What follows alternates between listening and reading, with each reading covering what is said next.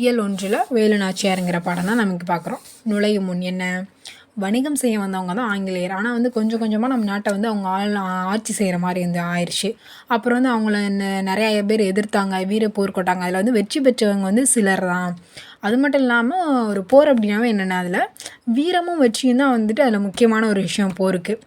அது மட்டும் இல்லாமல் வேறு என்னன்னு பார்த்தோம்னா, சூழ்நிலைக்கு ஏற்ப செயல்பட்டு வெற்றி பெறதை வந்துட்டு ரொம்ப சிறந்தது.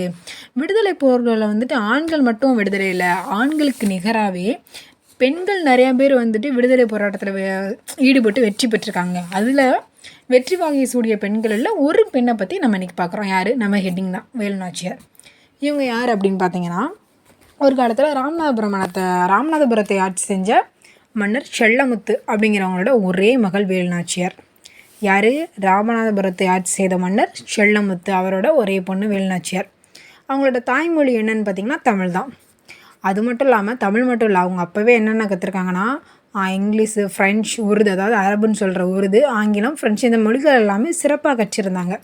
இது மாத்திரம் இல்லை, சிலம்பம், குதிரையேற்றம், வார்ப்போர், அப்புறம் வில் பயிற்சி, விற்போர் அப்படிங்கிற மாதிரி இந்த மாதிரி நிறையா கலைகள்லேயும் வந்துட்டு அவங்க வந்து சிறந்த முறையில் கற்றுக்கொண்டு இருந்திருக்காங்க அப்படின்னு சொல்கிறாங்க. அடுத்து என்ன? அடுத்து திருமணம் அவருக்கு. சிவகங்கை மன்னர் யார்? முத்துவடுகநாதரை அவங்க வந்துட்டு திருமணம் செஞ்சுக்கிறாங்க. மகிழ்ச்சியாக போயிட்டுருக்கு வாழ்க்கை.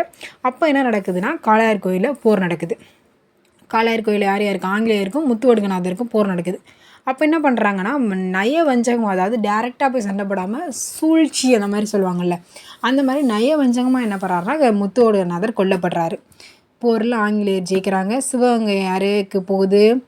ஆங்கிலேயர்கிட்ட சிவகங்கை போயிடுச்சு.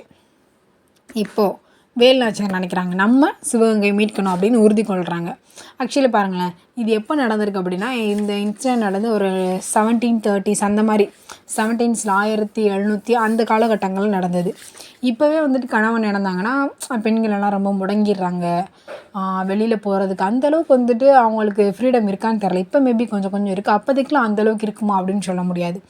அதுவும் இல்லாமல் சில பேர் அப்போவே கணவன் இல்லைன்னா அவங்களும் இறந்துருவாங்க, இனி எதுக்கு அப்படின்னு பிள்ளைங்களை பார்த்துட்டு போகிறது அந்த மாதிரி இருப்பாங்க. ஆனால் வேலு நாச்சியார் அப்படி கிடையாது.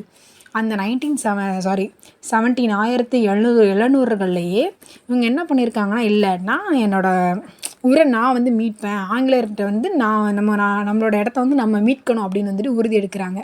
ஸோ திண்டுக்கல் கோட்டையிலே தங்கி ஒரு படையை திரட்டுறாங்க. ஏன்? அவங்க வந்துட்டு சிவகங்கையில் இல்லைன்னா அங்கே இருக்க முடியாது, ஏன்னா கண்டுபிடிச்சிருவாங்க. அது வந்துட்டு ஃபுல்லாமே வந்துட்டு யார்? ஆங்கிலேயர்களோட கையில் இருக்குது. ஸோ திண்டுக்கல் கோட்டையில் தங்கியிருக்காங்க. தங்கி சிவகங்கை மீட்கிறதுக்காக ஒரு படையை வந்து திரட்டிகிட்டு இருக்காங்க. சிவகங்கை வந்துட்டு என்னென்னா, இப்போ ஆங்கிலேயர் கைகளுக்கு போய் 8 ஆண்டுகள் ஆச்சு. ஒரு 8 வருஷத்துக்கு அப்புறம் திண்டுக்கல் கோட்டையில் ஒரு ஆலோசனை கூட்டம் நடக்குது. அந்த ஆலோசனை கூட்டத்தில் வேலு நாச்சியார் வந்து சென்டரில் இருக்காங்க. சுற்றி அமைச்சர்கள் எல்லாம் இருக்காங்க. அமைச்சர் யாருன்னு பார்த்தீங்கன்னா தாண்டவராயர். தளபதிகளாக பெரிய மருதும் சின்ன மருதும் இருக்காங்க. அது மாத்திரம் இல்லாமல் குறுநில மன்னர்கள், அமைச்சர் தாண்டவராயர், தளபதிகள் யார் யார்? சின்ன மருது, பெரிய மருது, குறுநில மன்னர்கள், இவங்கெல்லாம் இருந்து ஆலோசனை கூட்டம் பேசிகிட்டு இருக்காங்க. என்ன, நம்ம இந்த மாதிரி சிவகங்கை இழந்துட்டோம், இழந்து 8 வருஷம் ஆயிடுச்சு, இன்னும் வந்துட்டு இந்த நிலையில் இருக்கோம், கவலையிலே இருக்கோமே, இந்த கவலையெல்லாம் எப்போ தீரப்போகுது, எப்போ நம்ம சிவகங்கை மீட்க போகிறோம் அப்படிங்கிற மாதிரி பேசிகிட்டு இருக்கேன். அப்போ வந்து தாண்டவராயர் அமைச்சர் சொல்லார், கவலைப்படாதீங்க அரசியாரே, நம்ம வந்து சீக்கிரமே வந்துட்டு சிவகங்கை மீட்கிற நாள் வந்துருச்சு, அது நெருங்கிக்கிட்டே இருக்குது அப்படின்ற மாதிரி உற்சாகமாக சொல்கிறாரு.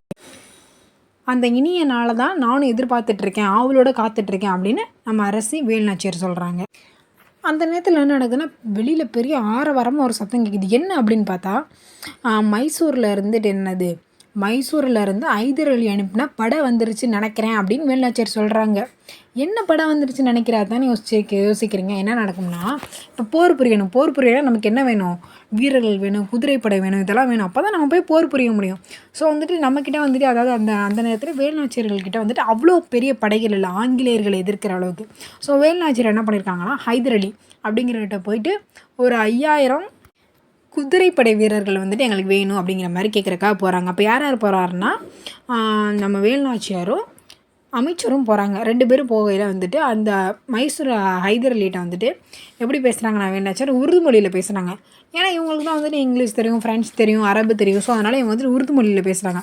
இப்போ நம்மளே இருக்கோம், நம்மக்கிட்ட வந்து நம்ம மொழியிலே வேறு யாரோ ஒருத்தர் நம்ம மொழியிலே வந்து பேசினா கொஞ்சம் சந்தோஷமாக இருக்கும்ல, இவர் நம்ம மொழி தெரியுது. அந்த மாதிரி தான் ஹைதர் அலிக்கிட்டே இவங்க போய் அரபில் பேசினோன்னே அவர் இம்ப்ரெஸ் ஆகிறாரு. ஸோ வந்துட்டு நான் கொடுக்குறேன் அப்படின்னு அவர் சொல்லலை. பட் வந்து வேலுநாச்சியார் நம்ம தாண்டவராயர் வந்து கெஸ் பண்ணிடுறாரு. அப்போ இவர் வந்து சந்தோஷமாக இருக்கார், நம்ம கண்டிப்பாக படம் கிடச்சிரும் அப்படிங்கிற மாதிரி தாண்டவராயர் வந்து கன்ஃபார்ம் பண்ணிடுறாரு. அதே மாதிரி வந்தோன்னே இந்த தாண்டவராயர் சொல்கிறாரு, அரசியாரே எனக்கு அப்போவே தெரியும் நம்ம கண்டிப்பாக வந்துடுவோம் அப்படின்னு சொல்லலை. வேலுநாச்சியார் கேட்குறாங்க, அது எப்படி நீங்கள் இவ்வளோ கான்ஃபிடென்ட்டாக சொல்கிறீங்க அப்படின்னு கேட்கல தான் இதெல்லாம் சொல்கிறாரு.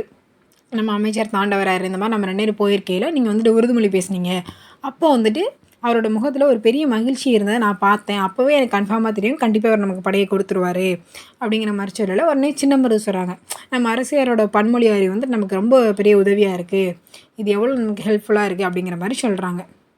சரி, இப்போ நம்ம வீரர்களோட 5000 குதிரைப்படை யாரோடது? ஹைதர் அலியோடது நமக்கு கிடச்சிருச்சு. அப்படின்னா நம்ம நாளைக்கே வந்துட்டு சிவகங்கை வந்துட்டு புறப்படுவோம், சிவகங்கைக்கு புறப்படுவோம், நம்ம போய் சண்டை போடுவோம், மீட்டுருவோம் அப்படிங்கிற மாதிரி வந்து பெரிய மருது ரொம்ப தாங்க முடியல அவரால். நாளைக்கு நம்ம போகிறோம், சிவகங்கை மீட்கிறோம் அப்படிங்கிற மாதிரி பயங்கரமாக உணர்ச்சி வெகுந்து வந்து பேசிக்கிட்டு இருக்காரு. அப்போதைக்குன்னு பார்த்தா வேலுநாச்சியார் சொல்லுவாங்க, என் கணவர் வந்து கொல்லப்பட்ட ஊர் எதுனா காளையார் கோயில். ஸோ அதனால் நம்ம ஃபஸ்ட்டு போய் காளையார் கோயிலில் வந்து கைப்பற்றுவோம், அதுக்கப்புறம் நம்ம போய் சிவகங்கை மீட்போம் அப்படிங்கிற மாதிரி சொல்கிறாங்க. ரைட்டு, உடனே என்ன எல்லோரும் கரையும் போகிறாங்க. மறுநாள் அடுத்த நாள் காளையார் கோயிலுக்கு போகிறாங்க. வேலுநாச்சியார் படை புறப்படுது. ஆண்கள் படைப்பிரிவுக்கு யார் ஹெட்டாக இருக்காங்கன்னா மருது சகோதரர்கள் இருக்காங்க, சின்ன மருது பெரிய மருது.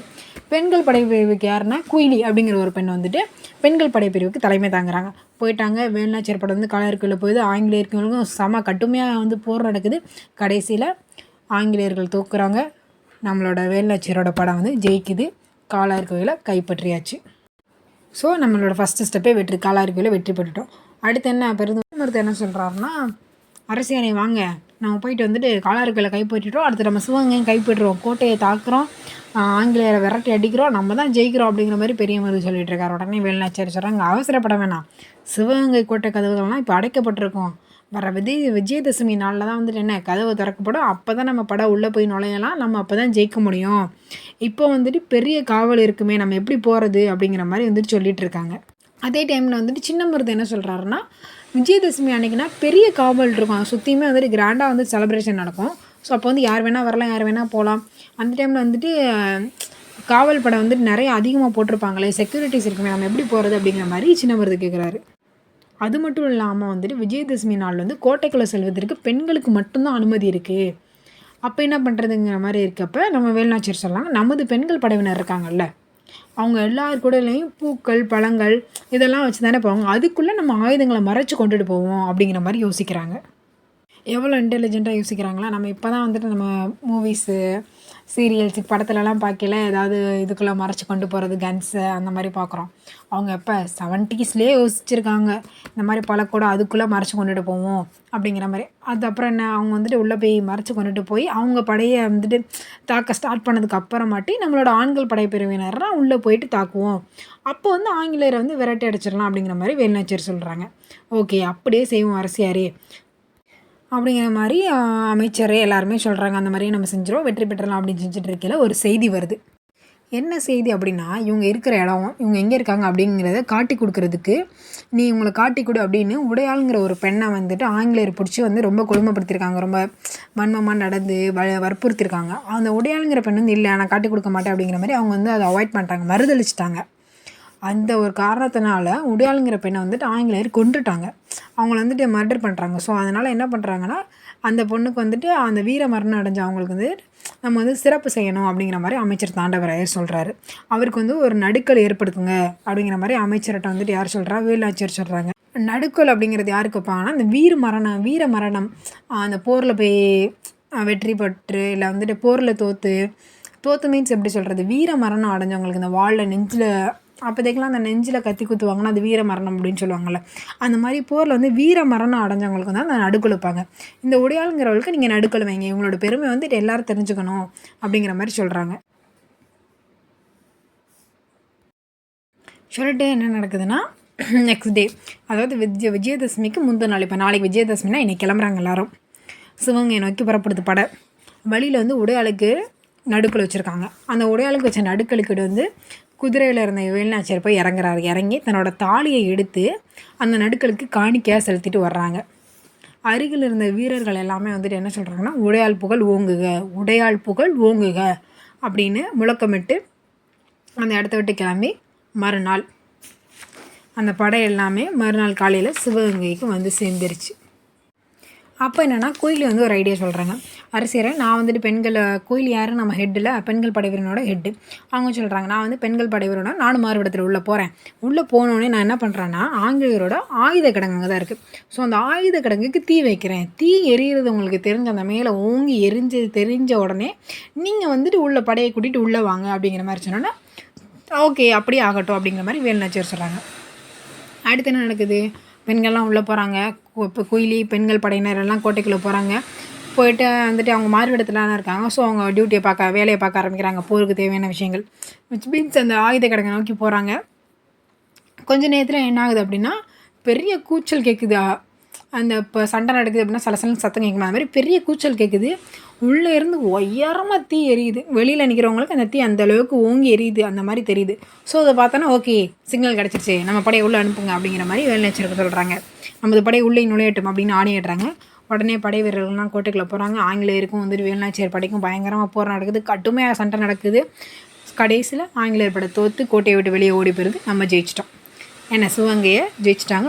வெற்றிங்கிற முழக்கம் வந்துட்டு ஓங்குது. வெற்றின்னு எல்லாரும் வீரர்கள்லாம் கத்துறாங்க. ரொம்ப சந்தோஷமாக இருக்காங்க. அந்த டயத்தில் தான் கேட்குறாங்க வேலுநாச்சியார், இந்த வெற்றிக்கு காரணமான குயிலி எங்கே? ஏன்னா அவங்க தான் ஐடியா தானே இது. அவங்க தானே சொல்லியிருக்காங்க நான் போயிட்டு வந்துட்டு தீயை வச்சிடுறேன், நீங்கள் உள்ளே வாங்க, ஆயுத கிடங்க நான் எரிச்சிறேன். ஏன்னா ஆயுதம் தானே மெயின். இப்போ வந்துட்டு சண்டை போடுறதுக்கு என்கிட்ட கையில் எதுவுமே இல்லைனா எப்படி அவங்க சண்டை போடுவாங்க? மொத்த ஆயுதத்தையும் நம்ம எரிச்சிட்டோம். ஸோ அவங்ககிட்ட கையில் எதுவுமே இல்லை. இன்டெலிஜென்ட்டாக வந்துட்டு மூவ் பண்ணியிருக்காங்கல்ல. இந்த மாதிரி பண்ணதுக்கப்புறம் கேட்குறாங்க எங்கள் குயிலி எங்கே? இந்த இவ்வளோ பெரிய வெற்றி காரணமான அவன் எங்கே அப்படிங்கிற மாதிரி கேட்டவொன்னே அப்போ தான் வீரர்கள் சொல்கிறாங்க, இல்லை குயிலி வந்துட்டு ஆயுத கிடங்கு தீ வைக்கிறதுக்கு தன்னோட உடலில் தீயை வச்சு தான் ஆயுத கிடங்குக்குள்ளே குதிச்சிட்டாங்க அப்படிங்கிற மாதிரி சொல்கிறாங்க. தீ அதனால தான் வந்துட்டு தீ அவ்வளோக்கு பற்றி இருந்துருச்சு. மேபி அப்போதைக்கு அவங்களுக்கு வேறு எதுவும் திங்ஸ் கிடைக்கலையோ என்னமோ, வேணால் நினச்சிருக்கலாம்ல, வேறு எதுவுமே கிடைக்கல, எரிக்கிறக்க முடியல, அவங்க அப்படியே போயிருக்கலாம். ஆனால் அந்த நேரத்தில் அவங்க பாருங்களேன் தன்னோட உயிரை கூட துச்சமாக நினச்சி நம்ம எப்படியா நம்ம ஜெயிக்கணும், நம்மளோட இடம் வந்து நமக்கு வேணும், நம்ம மக்கள் இப்படி அடிமையாக இருக்கக்கூடாதுங்கிற நினச்சி குயிலி வந்து தன்னோட உடம்புலேயே தீ வச்சுட்டு ஆயுத கிடங்குல குதிச்சிருக்காங்க. ஸோ வந்துட்டு குயிலி வந்து தன்னோட உயிரை தந்து தான் நம்மளோட நாட்டையே மீட்கிறதுக்கு தன் உயிரை தந்திருக்கா. அவளோட துணிவை வந்து நம்ம பாராட்டணும். அவங்க துணிவு, தியாகம், வீர எல்லாத்துக்கும் நம்ம தனி வணங்கணும் அப்படிங்கிற மாதிரி வேலுநாச்சியார் வந்து உணர்ச்சி பெருக்கெடுக்க அந்த நேரத்தில் பேசுகிறாங்க. ஸோ இப்படியா வந்துட்டு என்ன நடக்குது? சிவகங்கையை மீட்டாச்சு. வேலுநாச்சியாரின் வீரம், மருது சகோதரர்களின் ஆற்றல், ஹைதர் அலியின் உதவி, அது மட்டும் இல்லாமல் முக்கியமாக குயிலியின் தியாகம், இதெல்லாம் சேர்ந்து சிவகங்கை மீட்கப்படுது. இதோடு இந்த பாடம் முடியுது. கடைசியாக என்ன தெரிந்து கொள்வோம்? வேலுநாச்சியாரின் காலம் 1730 முதல் 1796 இந்த காலங்கள் தான் வேலுநாச்சியாரோட காலம். அடுத்து என்ன? வேலுநாச்சியாரின் சிவகங்கை மீட்ட ஆண்டு. வேலுநாச்சியார் வந்துட்டு 8 வருஷத்துக்கு அப்புறம் தானே மீட்டிருக்காங்க. எந்த ஆண்டு மீட்டாங்க அப்படின்னா 1780. நமக்கு வந்துட்டு பெண்களில் வந்துட்டு போர் புரிஞ்சாங்க அப்படின்னா ஃபஸ்ட்டு யார் தோணுவா? ஜான்சி ராணி அப்படிங்கிற மாதிரி நம்ம மைண்டில் எல்லாருக்குமே சின்ன பிள்ளைலேருந்து ஜான்சி ராணி அப்படின்னு சொல்லி ஃபிக்ஸ் ஆகிருக்குங்களா. ஆனால் ஜான்சி ராணிக்கு முன்னாடியே ஆங்கிலேயரை எதிர்த்து வீரப்போர் புரிந்தவர் யாருன்னா நம்மளோட தமிழ் மண்ணை சேர்ந்த வேலுநாச்சியார். ஓகே, இதோட இந்த பாடம் முடியுது. நன்றி. அடுத்த பாடத்தில் நம்ம எல்லாம் சந்திப்போம்.